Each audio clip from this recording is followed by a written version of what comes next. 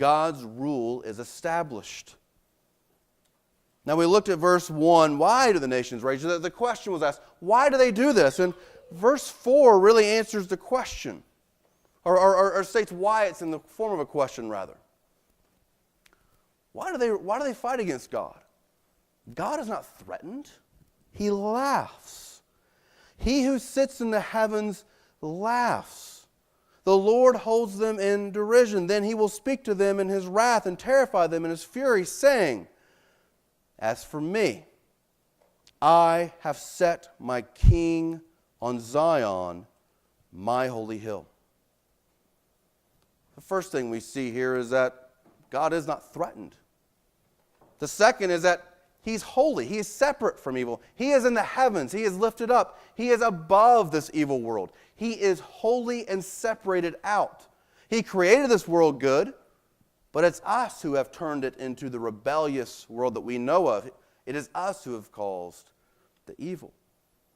How does God respond? He laughs. No. Who expected that? Who didn't already know Psalm 2? God laughing at our sin. Let's first ask, how would you respond if you were God? How would you respond if you created this world and then the people who are supposed to be your ambassadors, the people who are supposed to rule it for you, they all rebelled against you. They all said, you know what, I can do it better. I can figure out how to enjoy this my way, in a better way. And then you send your son to put things back in order and they kill him. How do you respond? Martin Luther said this, if I were as our Lord God and had committed the government to my son as he to his son, and these vile people were as disobedient as now they be, I would knock the world in pieces.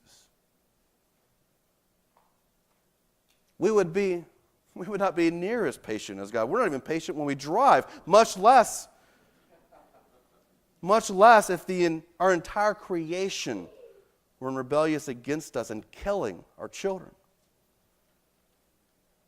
See, He's perfectly righteous as a judge. He would be perfectly righteous to destroy this world, to blow it into pieces. But He doesn't. But He does laugh here. Now, laughter does not mean God thinks sin is funny. There is nothing funny about sin. God does not delight in sin. It's not humorous. It's gross. It's disgusting to God. The laughing here is simply Him responding, I'm not threatened.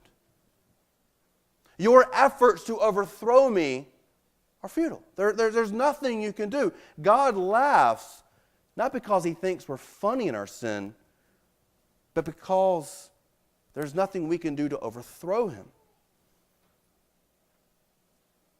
We continue to look at our verse 6. Verse 5. Then He will speak to them in His wrath and terrify them in His fury, saying. The very word against our sin terrifies us and cripples us. Verse 6 is a sweet declaration. As for me, I have set my king on Zion, my holy hill. This is God's victory plan. He's not threatened by the kings or the nations or the sinners because He has established His king on Zion, on His holy hill. This is absolute. This is what God said He's going to do. This is what God was going to do. This is what God has done. Now, there's two ways that Christ fulfills this prophecy. There's two ways that Christ has been set on Zion, on God's holy hill.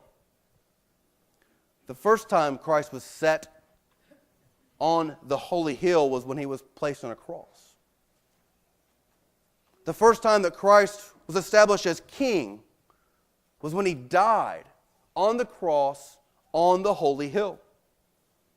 While the crowning of Christ was done inappropriately and the declaration He is the King of the Jews was completely misguiding, it was the most true declaration of the day.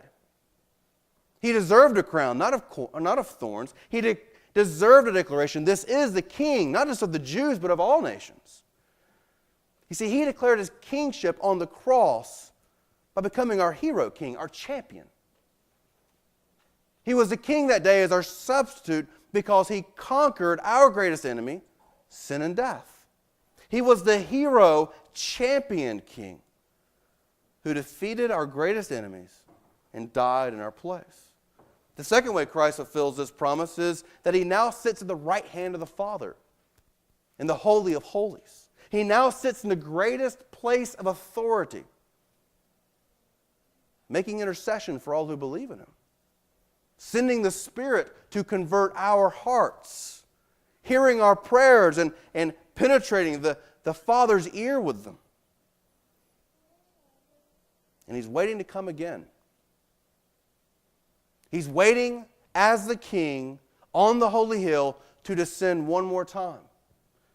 And that time it will be to judge the sinners who have continued to persist in their rebellion.